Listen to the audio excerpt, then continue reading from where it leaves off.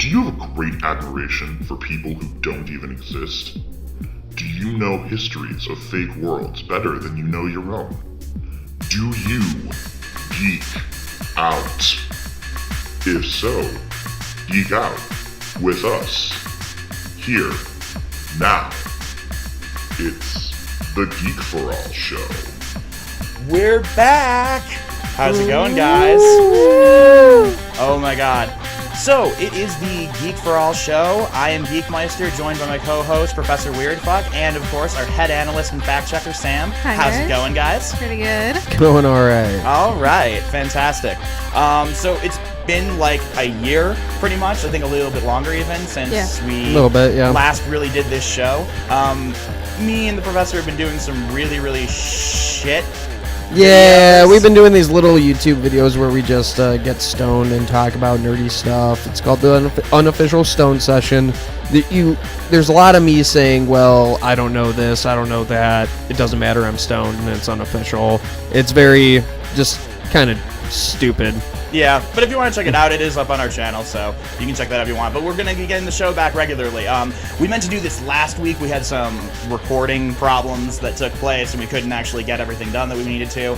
And we needed to refocus ourselves a little bit. So what's going to be happening now, we're going to do this episode. We'll have one for next week. And then on the off weeks, we'll be doing like a sort of like just quick nerd news rundown, essentially, is what we're going to be doing on the off weeks. We'll come up with a different name for that segment. This show is going to be all about big, in-depth conversations. So we're going to be sticking to smaller amounts of topics so we can get in on them more and deliver a show that's a little faster than what we used to do and is dedicating a little bit more time to the topics that we really want to talk about. Show. So tonight we've got Harry Potter, we've got DC Rebirth. Yep. And we've got Captain America Civil War, but let's go ahead and start with Harry Potter. So about, 2 months ago now, it was announced that we're going to be getting a new book. Yes, I think so. And also, of course, into November, we're going to be getting magical creatures. Fantastic Beasts. Yeah. Sorry. Well, yes, it's a movie about magical creatures. Yeah. Yes. Yes, it is. So we're going to November will be the movie, which is based off of one of her charity books, which is actually, if anyone's ever read them, it's actually a textbook that has it's a database of all these fantastic beasts, magical creatures that she made up or took from lore, and the textbook is actually Harry's. So you see all of his notes in it that are handwritten, so it's all like comments. Cool. It's really cool because like the werewolf one is, werewolves aren't all that bad because of Lupin. Yeah, that's awesome. So stuff like that. So it's an adaptation. It's going to be 3 movies, so it'll be a trilogy. It's taking place in New York in the 1920s. A couple of the people that have been cast: Eddie Redmayne is Newt Scamander, who is the main character. He's from a lot of things. Probably most recent would be Les Mis. He's in a ton of stuff lately. He looks like he's going to be a really fun character in this, just from what we're seeing in the previews. He looks like he's going to be kind of one of those, like, really on point with what he knows. He really knows his subject very well, but is a little bit of a goofball as far as a person. Like that classic trickster, main character archetype. Yeah. Almost like too smart for his own good. Yes. Because part of it is that he is actually kicked out of Hogwarts. Right. Which is why he's in New York. Okay. So, I'm very, speaking of it being in New York, like, I'm really excited to be seeing, because they've already come out with the name of, like, the American school, and I think it's houses as well, yeah, right? and houses.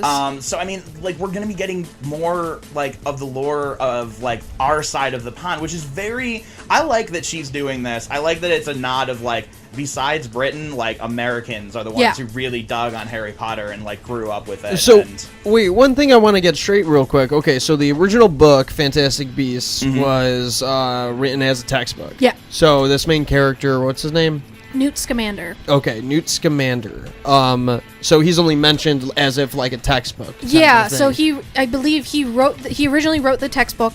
Yeah, he originally wrote the textbook, and he's not introduced in the main 7 books as somebody, you don't meet him. Right. But he has actually, he becomes kind of something of a different character because, his descendants his family and Luna Lovegood's family end up coming together. Oh, okay. So he's definitely this character who's all about he's kind of the lore and the world of the original series. Okay.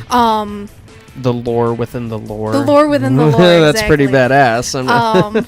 So they took him, somebody who doesn't really have a history with the original trio or with any of the original characters, and brought him. Yeah, they kind of just imagined him to life. Right. They took so his personality. then what I'm trying to get at is then this movie is actually going to be more like Hollywood written. Yeah. So it's Joe. So J.K. Rowling wrote the screenplay. It's the first cool. time she actually Alright. wrote the screenplay. Awesome. So Okay. she's way more. She's actually, I think, more hands-on than she was in the original movies. That's good. Based on the press releases, it certainly seems that way. Yeah. Like she's talking way more about it than she used to ever talk about the other movies. Yeah. Mm-hmm. So she's got. She wrote the screenplay, and then she was on set for a lot of it. And I don't remember who directed it. Who's directing them? Right. Okay. But in terms of her hands-on and her adaptations, she's definitely a little more involved in the producing and the background than she was for the original ones. That's cool. I just think that's an interesting idea, and I'm excited to see how it's executed. Well, the teaser looked awesome. Yeah. I saw that, and Well, what I love about this is that like it's following along like the thing that she did with textbooks in the original series. Like there was this interesting thing that you would notice if you'd read through the passages a few times. All of the textbooks, like the people who write them, tend to actually write stories about themselves. Like that's kind of like the way that textbooks are written in the wizarding community. It's almost narrative in general. It's more biographical Yes. than just a hardcore textbook that's filled with facts. It's a lot of experiences. Which field notes almost. Yeah, okay. which I really liked because like it really brought out like the concept of bias in writing, like writing information like that, like history is written by the winners type of situation. Like it was a really, really subtle hint at that kind of concept and idea, and it was really, really well executed in the books, and I like that she's expanding on that with these now, and again, like we're just getting more of that universe, and I'm very excited to see what's going to be happening with it. I've been dying for years to know, like, what is it like in America for wizards? Like, what is that deal? that's gonna be cool. And the director is actually David Yates, who directed Deathly Hallows Part 1 and 2, Half-Blood Prince, and Order of the Phoenix. Oh, fantastic. Okay, yeah. So So we got a guy who's all- familiar. And So all like kind of like the later darker ones. the later, darker ones, gonna be cool. personally, some of my favorites because they did. I think they took the. Obviously, you have to leave out a lot of some of the book because you can't adapt all of it. But those are some of my personal favorites, especially the Deathly Hallows ones. Right. So I'm really excited to see him involved and her involved, and then almost more of a partnership than her just kind of spectating. Right. Exactly. So I think it's gonna be interesting. I think it's gonna be nice because we're not gonna be like, oh well, this didn't happen in the books and that didn't happen and blah blah blah. We don't know. So like there's certain things like Newt's a Hufflepuff and like we know like little tidbits, but I'm so they're down with not- the fact that there's a Hufflepuff like in the main Yeah. spotlight. Yeah. Like besides Cedric Diggory, who like is just the sacrificial lamb at the end of the day. He is. Oh my god! But yeah, because Hufflepuff, of course, is my house. See now, I've never I haven't read all the Harry Potter books. I think I might have read the first and maybe half of the second one. Yeah. I've seen majority of the movies, I'd like to say. But now, one thing I've never really noticed, is there any much talk of Ravenclaw? Oh Yeah. yes. Ravenclaws are first of all the smarty pants of the entire group, and they are the ones who are always figuring things out before everybody else. Like So you know, they're Sherlock Holmesing it. oh hell Kinda, yeah. yeah. Yeah. Now, I will say this, though. There aren't a lot of major characters from that house. We get major characters from Hufflepuff, from Slytherin, and obviously from Gryffindor. Right. We don't see a lot of main character. In fact, they're all pretty much... They're not even, like, second or third tier characters. They're all fourth tier or below characters from Ravenclaw. Except for Luna and Cho, yeah. Yeah. Oh, that's right. Luna... I'm sorry. Luna is Ravenclaw. Luna's she's like Ravenclaw. She's, like, kind of the exception to that. Yeah. But still, like, they are more lightly touched on, I'd say, than the other houses. But they're, especially with Luna, they're super instrumental. Yeah.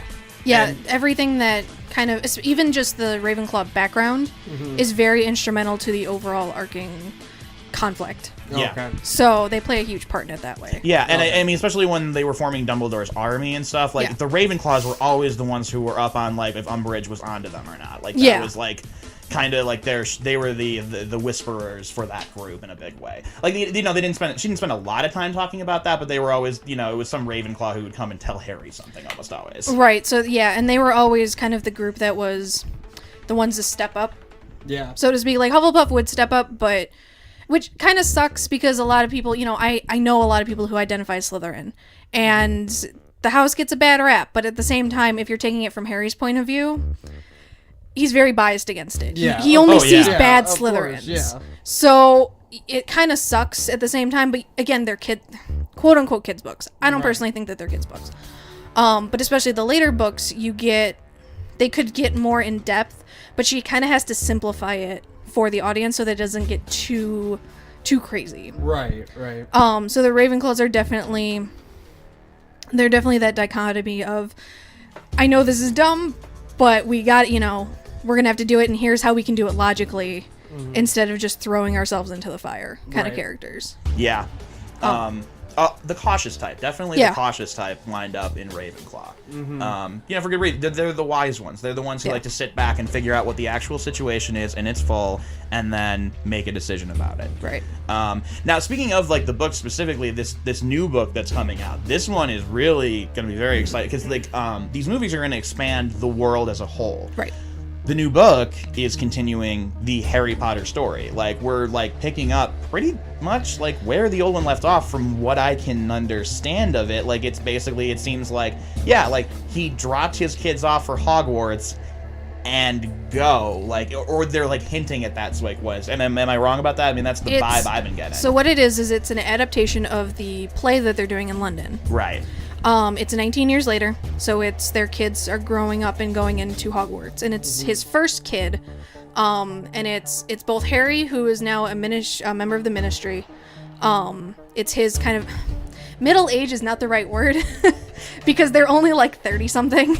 I mean, yeah, but still quite a bit older. Quite a bit older, and it's them, and it's also his kid, because again, just like with his friends, and kind of how generations work, everyone, in a neighborhood, you'll have a circle of kids who all go to the same grade, same school, and then you've got their younger siblings who all go to the same school, same grade. That's how their families work as well. So it's one of Harry's kids who tries to live up to his father's expectations and his father's fame, Oh, okay. I guess. Yeah. And I don't remember what the description of the book said, but it was alluding to something dark returning and in an unexpected way. Okay. So I whether really hope it's not another Voldemort thing.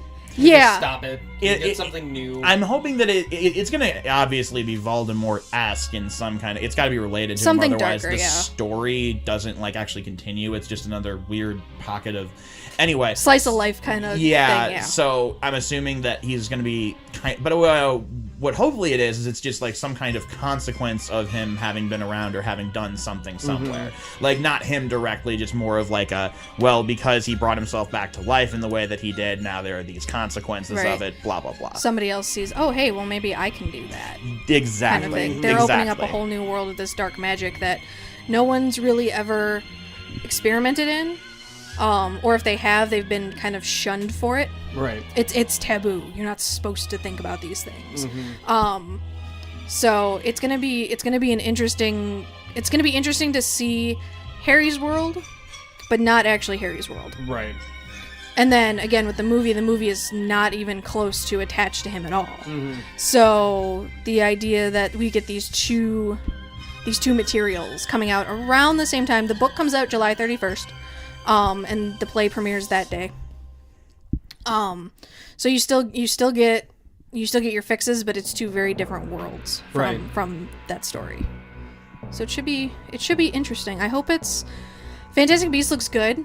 Yeah. I'm excited for it because it's a lot of the visual effects, and if anything, the Harry Potter movies did well, Yes. it was the visual Yes, effects. the visual Yeah. effects were Oh, always yeah. on point. I, of course, knowing like things in the story, were bothered by certain things that were left out. Right. That maybe I'm too critical on, but at the same time, I feel like that was really instrumental to really important things later on. Like, Yeah. you really left some...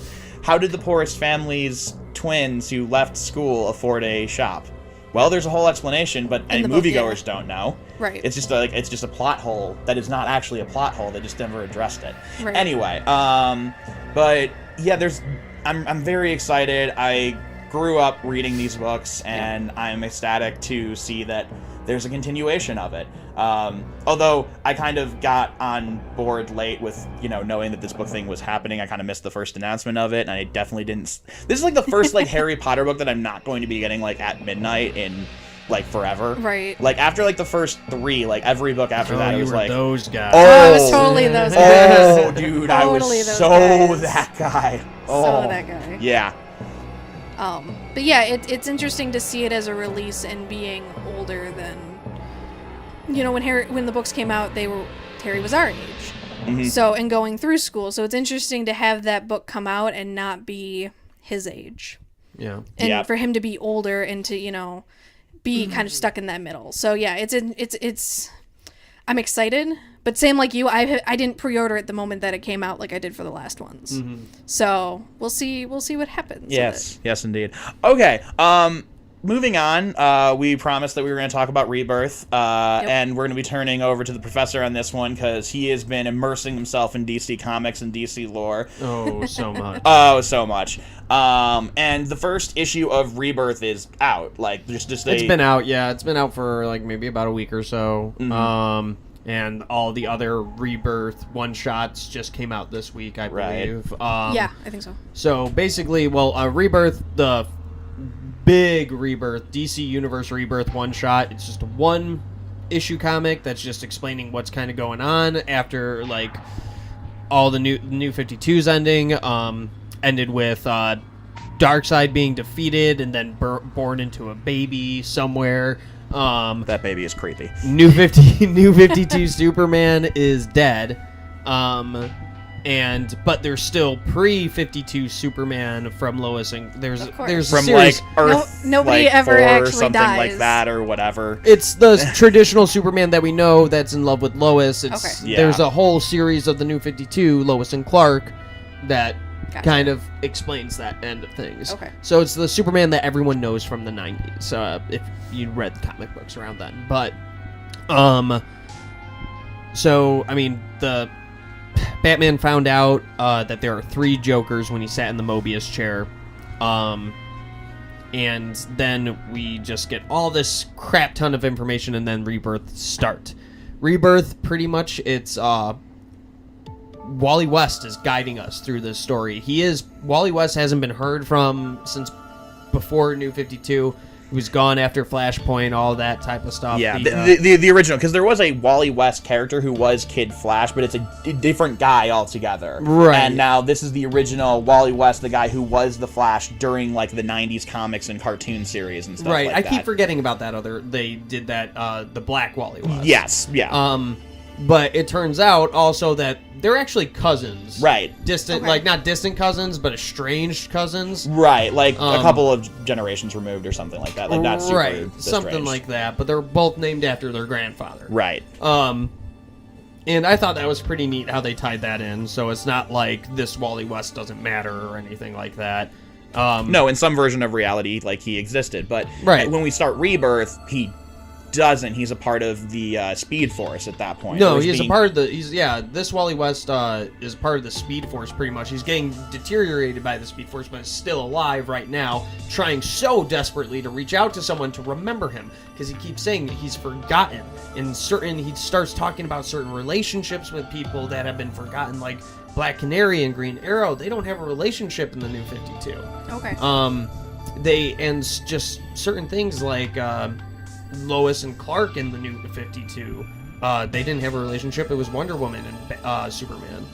Well, which did sort of, like, some people didn't like that, but it made more sense. It made sense. Like, Kevin Smith has covered it pretty thoroughly, but Lois Lane cannot have Superman's kids. Like, it doesn't work for a lot of logistical reasons. Right, but there's a very large fan base that grew up with the whole Lois and Clark Right, romance, that's the classic one. and you know, they're the ones that are getting what they want. Yes, right now. yes. New 52 was awesome because it gave younger generations like us what we wanted. We wanted dark. We wanted things to get serious. We didn't want it to be the same Marvel shit. But we like did. Marvel's good with their thing. They do get serious. They do, but there's more of a lighthearted base. Right, which we didn't necessarily want, like, the super lighthearted, but something that I've heard you say was missing from the New 52 Was hope. Was Yeah, hope. We had no absolutely. hope in the New 52, Absolutely. and that was sort of problematic. But that's what's great about Rebirth. It's not just giving back. It's not just catering to the older generations. They're taking everything that was good from the New 52 and everything that was good that they might have left out that was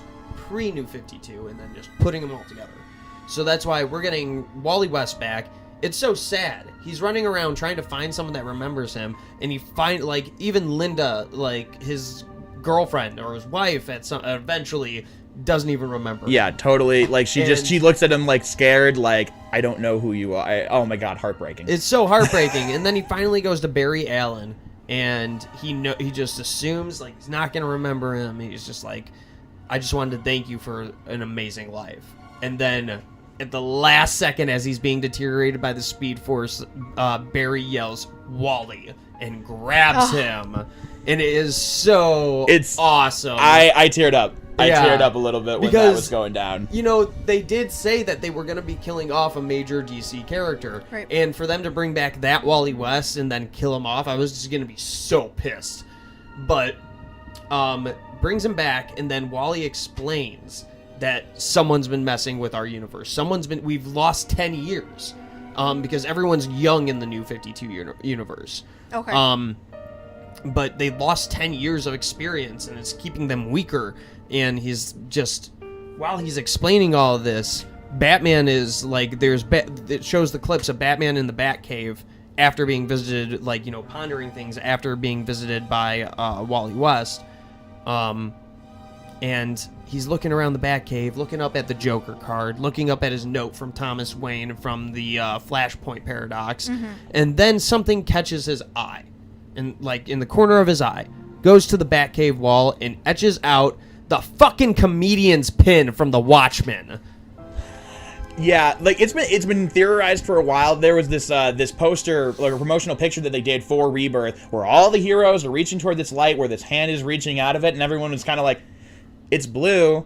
That could kind of be Dr. Manhattan. and it totally was. Like, I'm believing so at this far, point, that's like, what we know so far is that it's more probably, evidence that it is. Yeah, Yeah. I mean, the comic ends with the last line in the last couple lines in The Watchmen. Yeah. Right. And that's between Dr. Manhattan and Adrian. And not to mention, a mysterious character makes his way in a scene in this comic named Mr. Oz. He's a hooded character. You don't really get to see him. And I think it's Ozymandias, Adrian from Watchmen. Right. It would make sense if that makes was sense, Mr. Oz. But another cool thing but other than that, like, that's insane. Another theory that they're saying is that the comedian might be one of the three Jokers.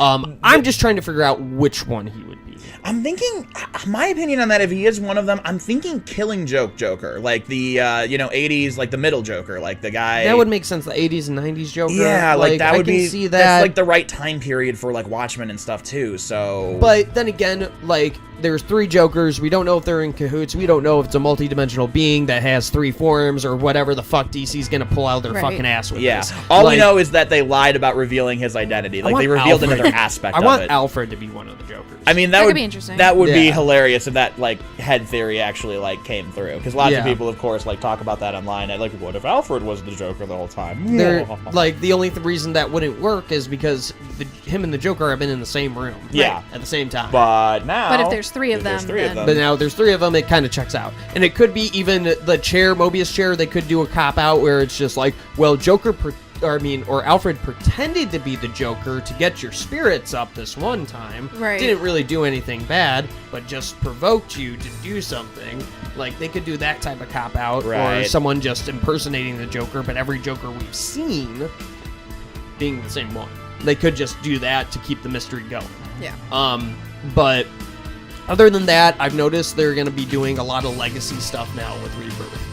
They brought Ted Kord back, one of the original Blue Beetles. Oh my god. So it's awesome. No, I love Ted Kord. He was great. No, I was actually remarking about his reaction to Dr. Oh yeah, Fate. he gets he's helping Jaime Reyes with his Blue Beetle Scarab, which we all pretty much assume that it's alien technology. Came down, chose a host, but it was busted, so didn't take full control of our Jaime. It's kind of a give-take relationship. So he goes to Ted Kord to help him try to get this thing off him, but Ted Kord's more interested in seeing what it could do, what you could possibly do with it, and then all of a sudden Jaime leaves, and Dr. Fate shows up and says, hey, you know what, that Scarab, you don't know what you're dealing with here. You really don't. You think it's alien technology, it's not. You should not mess with magic. And Ted Kord's face in one panel, I imagine Nathan Fillion being Yes, Ted Kord. yes. And his face just lights up, all dumb happy, saying, magic? Magic? I get to play with magic? And because I believe he was the Blue Beetle that had a scarab as well, but it was magic. It was a magic scarab that granted him abilities. It was like an Egyptian. So now it seems as though they're going to be kind of fusing those ideas together. Right, and I'm super excited about that. Blue Beetle is always a hero I kind of want to get into, but they never put a lot of time and effort into it. But now they are. And then also, bringing back Wally West. He's in Kid Flash form now. So they're also doing a Titans, not Teen Titans. Titans. Just Titans. They are doing a Teen Titans as well, where Damian Wayne is pretty much trying to take control, but everyone hates Damian. Oh. So, fuck you, Legacy. but I don't know. I love hating Damian. I love the little shit stain he is. I mean, he is a brat, but it's kind of he grew up with Talia, for Christ's sakes. Rich. I mean, yeah, dude, he's gonna be a little bit snobby and shit and not really be appreciative of what people do for him, because people kind of worshipped him a little bit while he was growing up. He was the grandson of Ra's al Ghul. Yeah. Who the fuck is gonna fuck with that kid? Yeah. No one. Right. No one. Which I think is why Ra's was cool with Bruce eventually kind of taking him under his wing, because it's you'll fuck with him. Yeah. You won't You'll get care. this kid in line. Yeah, you won't care what his reputation is or his lineage is. You're just gonna. Yep. It doesn't matter. So for this, I think it's interesting.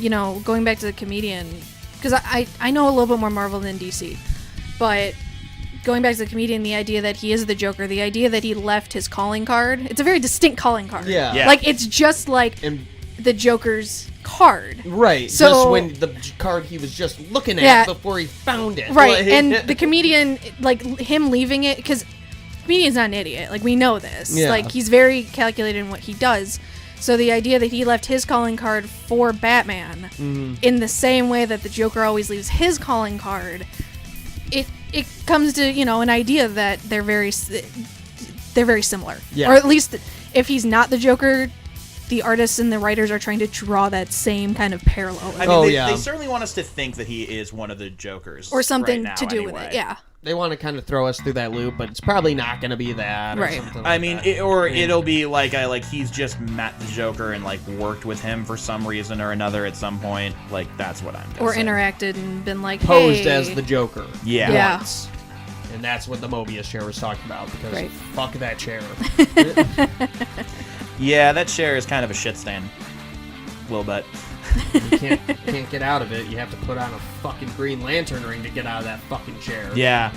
The ultimate driver of will must be used to remove Yeah. yourself. Jesus.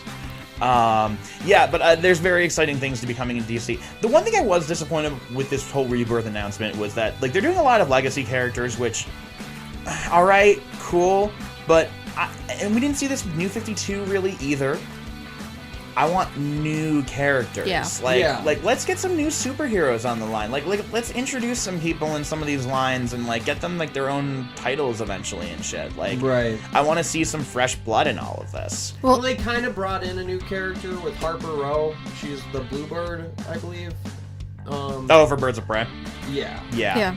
I mean that'll be cool. Like okay, cool. Good start. Give her when the opportunity is good. Give her her own like line, and keep doing stuff like that because like legacy characters are fun and everything. But I feel like kind of old. And I feel like we're really like kind of flooded with legacy characters from what they're now. We really are. We've got we've got like how many super people in this in Rebirth? People in the fucking Bat family. Oh, like Jesus Christ. Yeah, dude. No, it's getting a little out of hand. So. Well, and we've talked about it too, that DC seems to, at least somebody seems to realize that they've lost the movie race, having the movie battle against Marvel, so they're trying to put their efforts into the comics. Right. But in that same vein of coming up with new characters, Marvel has been doing so well with that the past couple of years. Right. That, again, they're starting to put DC in the dust. Like, they've got Miss Marvel, they've got Kamala Khan, Spider-Gwen, who is huge. In fairness, Miss Marvel is technically a legacy character. Spider-Gwen kind of is a legacy character. But you know what? I will say this. Their legacy characters have more of an air of originality than DC's legacy characters. Like, DC's legacy characters are almost carbon copies. Oh my, the professor was talking to me about this a couple weeks ago. All of the Robins, with maybe the exception of Dick Grayson, look exactly the fucking same. And it's like... The orphanage in Gotham City. It just pours out. They might as well just be a Robin factory. Like they train them from birth. They all kind of look like Bruce Wayne too. Yeah, so it's probably just when he's Bruce Wayne. Yeah, his sperm bank. Just like he's like just inseminate this one chick for me. I need a backup soon. Yeah. Like this one's gonna die. Yeah. It's just replacements. Cloning's just not a thing. Right, now. Cloning's just not in the budget right now. I can't have like an android like that follows me around. And I just replace his hardware or some shit. I just can't do that. So just start breeding them, and I'll come back when they're ready. Yeah. And the other one dies because that is he seems to go through just like this constant influx of kids. Yep. Or like sidekicks. Right, and then one is his kid. So you would think someone would be like, "Hey, he constantly has these kids." Like, oh yeah, what's going on here? Like, why do these kids keep disappearing? I mean, like Robin, Redhead, yeah, Nightwing. Yeah. So. Oh man, no. I mean, the joke, of course, for years that somebody should have put together that Bruce Wayne is Batman by now. I think like that is always like the greatest plot hole in any of Batman is. How has nobody put this shit together? Seriously, think about what Batman does. Who has the money to do that? Bruce Wayne? Oh, he's got like a boy living with him too, and all these hey. Right. Or it's like just a citywide of like agreement. Like, don't bring it up. We don't want to upset him. His parents died like 30 years ago, and he supplies all of the city's wealth. Well, so just let him play. It's fine. In the New 52, it's awesome because they did Batman 0 Year when Batman first shows up. Like he gets the Bat costume. He stages something where he gets rescued by Batman. Oh, okay. Like he does that to keep people on their toes. But also, like they explain a lot. It's just like people they don't want to know who Batman is. They don't care. They just want to they want to believe in that symbol. It's just that symbol. Yeah. But that's what they go on. Yes, of course. It would be so simple to figure out who Batman was, but I mean, it's even simpler to figure out who fucking Superman is. I mean, no, Superman takes the cake on ridiculous disguises, like no question. You tried to clean up on that though, because Clark would actually like grow a beard.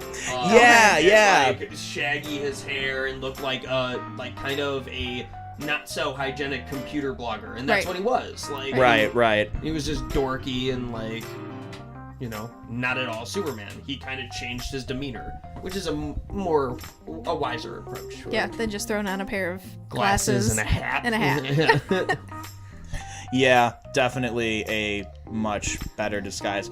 Speaking of disguises, Hail Hydra.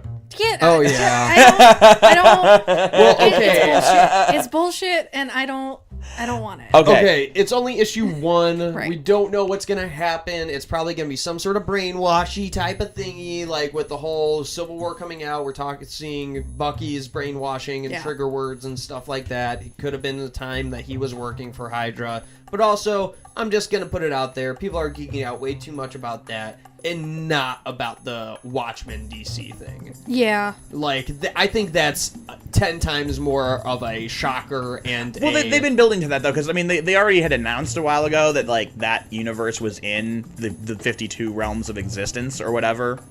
Oh, it exists in the universe, so, I mean, so it wasn't, like, too hard to, like, think that was going to happen. I think that's why. I think nobody saw Hail Hydra coming. Like, because why would you see that coming? Because it's one of the most ridiculous... So you also have a media backup with Cap. Because you have an act... Like, yeah, we have a Batman actor. Mm-hmm. But the Watchmen movie, nobody... Like, yeah, it's there, but it's not in the forefront of everyone's mind, where Civil War just came out. Yep. Chris Evans tweeted about it. Like, you have all these people who...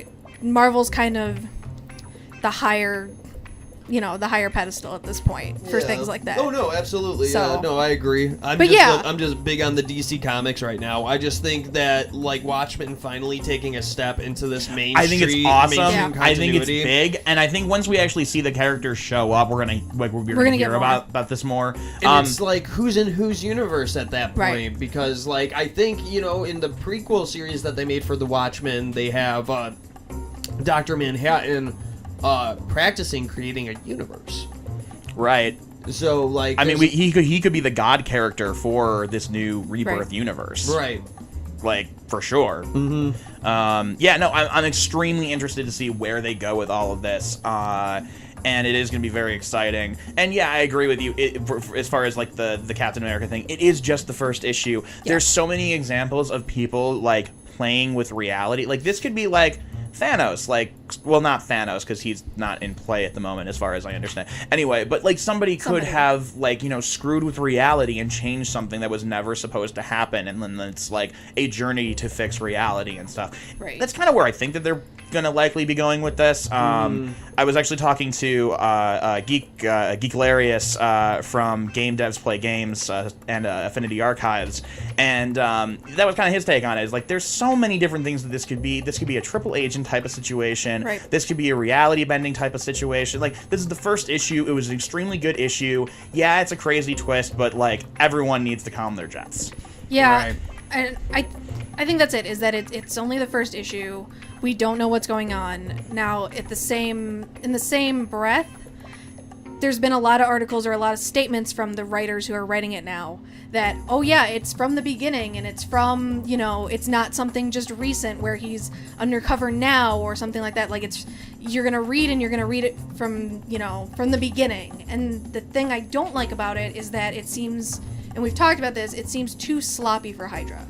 It's too much of taking a chance on some kid from Brooklyn who is sick, and it's got too the much rickets. Too much of a chance. Rickets. Yeah. I think that is the original sickness. I think it is. It's too much of a chance that this kid is gonna find the right person to let him into the secret project, that he's going to get picked to take the serum, that the serum's not going to kill him, that they're going to be able to get their hands back on him and brainwash him or do whatever. That Hydra's not dumb like that. Right. No, Hydra's very intelligent, and also like this would also be kind of a slap in the face to the original creators, to Jewish men. Yeah. Well, and we've also talked. Yeah. We've also talked that they kind of already did it with Winter Soldier, where they took somebody who was supposed to be on our side and brainwashed him to be on their side. Now he's not undercover by any means. Right. But I mean, like, the theme has been played out to a certain extent. Yeah. And it wasn't like that long ago that we watched the first Winter Soldier take place in the comic book. That's like not even a decade old. No. So, like, I mean, are we really going to do that again? I'm hoping it's reality bending, because then that explains why they keep going like, no, it's been the whole time. Well, yeah, if you change the past, of course it's been the whole time. Exactly. I'm thinking that's what it's got to be. But if they really do stick to this, I don't think it's a good move. That's my only thing. They probably won't, and with all the backlash especially, even if they were planning on it, I don't think we're going to see that happen. But it would definitely be a mistake. Yeah. Like the professor said, like, the original writers were two Jewish guys who were giving the finger to the Nazis. Right. And that's not cool to have their hero be tainted like that, if that's what you're actually going to do with it. Like, that's a little disrespectful. That's why I didn't like the we're going to announce the Joker thing, because Bob Kane tried it once, did not like what had been come up with for the Joker, and was like, he's better as a mystery. Please don't ruin that. Well, also Bob Kane was going to kill off the Joker after the second time he appeared. Right. So I mean, yeah, yeah. I mean, he didn't get his way about a lot of different things, but I mean, that one was respected for so many years. Oh yeah. And even when people would do stuff, they would do kind of what they did this time, or with the Three Jokers. Like, okay, we'll kind of reveal something, but it's not really anything. Yeah, you still don't get the whole story. He's still an enigma. He's still a mystery For now. For now, yeah. And I think we gotta kind of give some patience in the same way to this Captain America thing and see what happens with it, because I don't think they're fools. I think they know what the reaction would be if they really, really stuck with that. We'll have to see what's playing around the corner. But for right now, Civil War is out. I believe it's still in theaters, but probably wrapping that up pretty soon. Yeah, it's going on its 6th week, so... Yeah, so, it'll be coming out of theaters pretty soon. Go see it in theaters. Yeah. Yes. Don't wait for the DVD. Great. Go fun. see it in theaters. Yeah, it was a lot of... That's the thing. It was overhyped, in my opinion, in a huge way. Yeah. But it was so much fun. It was a lot of fun. It was a great popcorn film, for sure. If nothing else, it was a great popcorn film. It is a great setup to a lot of amazing things that's going to be happening. Yeah. And that was kind of my big takeaway, is that all right, not that I'm not enjoying what I'm watching, but I'm enjoying what is being set up so much more. Like, I'm more excited about what they're putting into play than what is actually happening on screen right now. It got the chess pieces to where they needed to be in order to make the future, Infinity Wars and all these other ones to kind of fall into place. So it was a fun movie. I think the airport scene was a little overhyped. The for what airport it was. scene is the big fight, and here's the thing. This is a movie that maybe could have been done as 2 films. They shoved a lot into this. They did. And they kind of cut off some things. Like, we got Crossbones for less than 20 minutes in this. They killed him. They just straight killed him off. The guy who kills Captain America. Yeah. Yeah. They killed him. And I mean, even if he wasn't going to kill Captain America in this universe, he's still an incredibly interesting character. They set him up as an interesting character. We've seen that character before. We watched his origins kind of happen in the Winter Soldier movie and stuff. Yeah. And just to throw him away like that was really he could have been a bigger antagonist. They've done 2 films. He could have been a bigger antagonist in that one.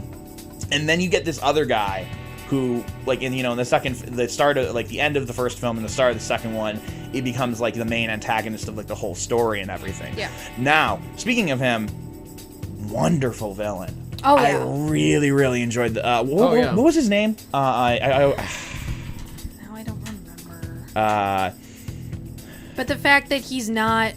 That's the thing. He's not Hydra, a major he's comic book character. He's a minor character that he never gets brought up, and he doesn't have some kind of mass takeover goal. He's kind of got a more traditional I'm mad. I'm gonna kill people. Yeah, and Right. and specifically I'm going to destroy the Avengers just to destroy the Avengers. Right. He doesn't want to take them down because they're a menace to society or because they have too much power. He wants to take them down for personal reasons. Yep. Yeah. He's angry and he wants them to pay. Yeah. And it's a really, really interesting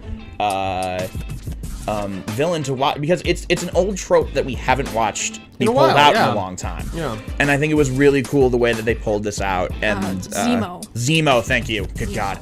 Zemo, fantastic villain. And you don't see his plan coming at all. They've got you convinced that he really is looking to get super soldiers to use them to do a thing. And it's no, I'm killing all super soldiers everywhere. They're all... Right. I don't want them to They're exist. all dead to me. Yeah.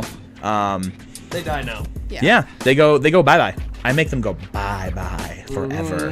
I do think there was a couple missed opportunities in this movie, and I've said that with the first Avengers, when there's the scene in the very first Avengers when Tony and Thor are fighting in the forest. It's their very first fight scene, and Thor powers Tony's suit to 400%. Yeah. And Tony goes, "Oh, that's interesting." I sat in the theater and I was like, "They're gonna use that later."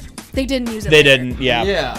So the other part, again, with Tony, that machine he makes, his invention that recreates reality and recreates your memories. Yeah. I was hoping that they would use that a bit more. Yeah. Although the fact that they recreated Robert Downey Jr. That was pre-drugs was super creepy. Yeah. Because they got him I was looking at him wait a second.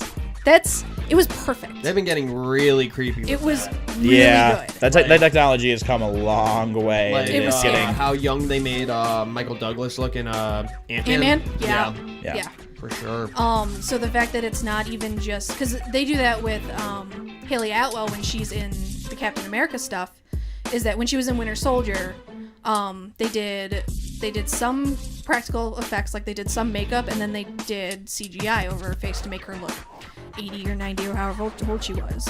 So the fact that they did it to Tony Stark or Robert Downey Jr. to make him younger and make him look exactly like he did in the 80s is just... It was insane. It was that crazy. Insane. But I think introducing him that way was great because you see him on his own without Pepper, which I love Pepper, and I'm really bummed that she hasn't been in the past couple movies, although it would ruin the whole story. The fact that he's having a huge struggle with that part of his life because of the fact that he is enjoying being Iron Man so much is a continuing battle that's fun to watch. It's very fun. And if she was in them, Ultron wouldn't have happened. Yeah, exactly. Like Pepper would have hardcore, walked she would in. have put a stop to that right then and there. So her being in it does not work. I get that. But it's still kind of heartbreaking that he doesn't get a happy ending because he can't stop himself. Yep, like he's got an addictive personality and he's addicted to playing a hero and making new inventions and stuff. Like he's just completely infatuated with it. Yeah. If only Robert Downey Jr. was still that infatuated. Yeah. Playing Iron Man. Yeah, we're not gonna get any. I don't think we're getting any more Iron Man movies. No, probably not. I mean, in Not fairness, really he's done a lot. He's He a did a really lot YouTube more than guy. he thought he was going to in the first place, and he's enjoyed what he's done immensely. But he's tired. Yeah. Yeah, no And shit. playing the same character for 10 Yeah, years? I'd get pretty fucking bored of that. Yeah. I'm sure he's been in other stuff, hasn't he? Though. Oh, Yeah. absolutely. He's been in a couple of at least Oscar-nominated films. But, Yeah. but that I have been think floating being around. Iron Man, being Tony Stark, kind of saved him. Oh, and saved his it career. absolutely did. Without that, he wouldn't have gotten that Sherlock Holmes film. Yeah.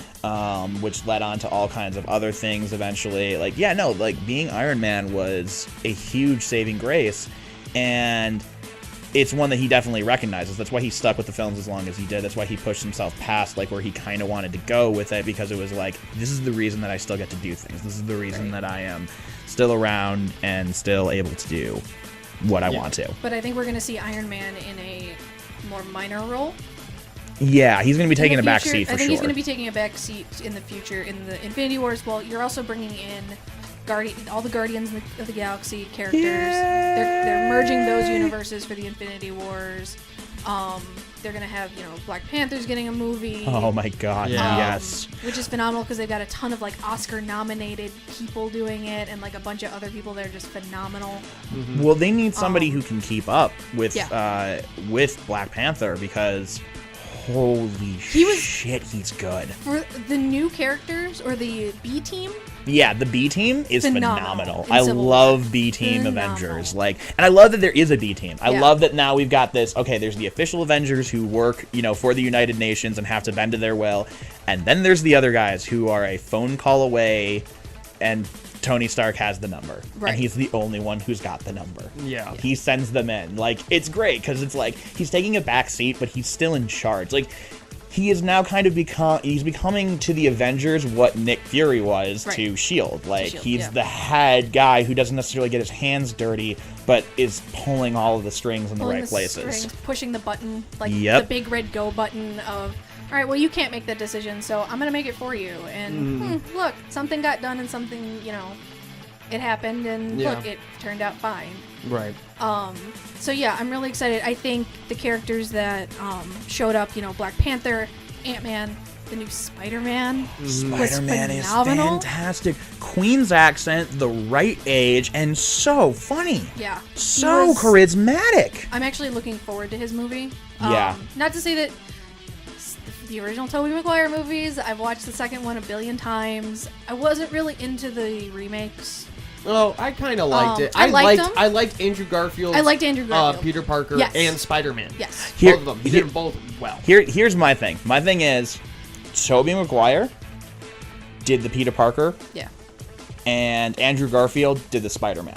Because that's the thing. They both took an aspect that, Because it's very much like the Batman thing. Yes, Peter Parker is so much more shy and reserved and stuff. When he puts on that mask, he feels like a different person, which is why when he's Spider-Man, he's wisecracking and saying the things that he would never dare say if somebody could actually see his face. And neither one of those actors really hit that. Like, Andrew Garfield was kind of just Spider-Man mode the whole time, and Tobey Maguire was a little bit more reserved, shy the whole time. And if you would really, like, if you need somebody who's in the middle on that, and I think this kid's got it, because super awkward in both cases, but you could see him loosening up a little bit when nobody could see his face. Like, that was coming across. Very subtly, but something that's definitely there and can be built upon, and I'm really looking forward to the Spider-Man movie, like Sam was saying. Like, I am ecstatic about how good Spider-Man turned out to be. Not thrilled about Aunt May.